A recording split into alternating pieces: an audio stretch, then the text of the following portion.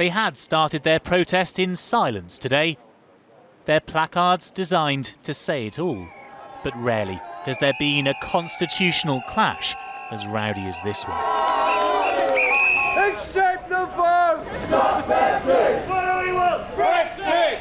Governments normally make the law. This one's accused of breaking it. Boxes and binders of evidence. The weight of this case is hefty. People even queuing up to witness Parliament and Prime Minister do battle in court. Would you normally come down to the Supreme Court on a Tuesday and queue up? This man's from Germany, so he's... I'm certainly not. No, I'm here because I think it's a pretty historic day. I'm tired of being lied to.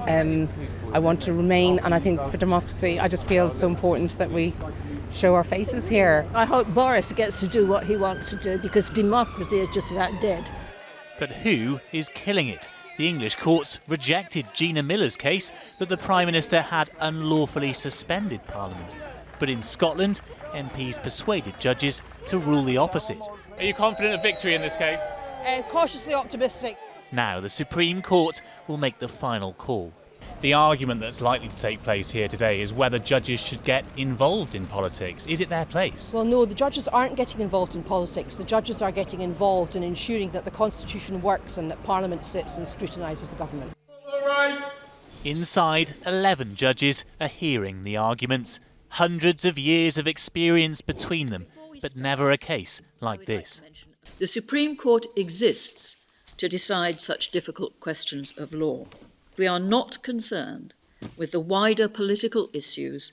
They may care for precedent, not politics, but this case mixes the two, as lawyers argue that the Prime Minister abused his powers, suspending Parliament purely to deliver Brexit. The Prime Minister wished to avoid what he saw as the risk that Parliament, during that period, would take action to frustrate or to damage the policies of his government. The Prime Minister denies that, and today his lawyers argued that Parliament could have stopped its own suspension. If Parliament had wished not to be prorogued or adjourned for any longer period, it would have been able to address that matter itself. The issue is determined by Parliament. It is not determined by the courts. The argument continues here tomorrow. We won't have a decision until as late as next week. Government lawyers said today the Prime Minister will abide by it, but that could be yet more highly technical talk with no clarity on whether he'd bring Parliament back simply to suspend it again. The outcome of the case won't actually affect Brexit itself, but little of our constitution is carved in stone, and the Supreme Court may be about to reshape it. Paul Brand, News at 10, Westminster.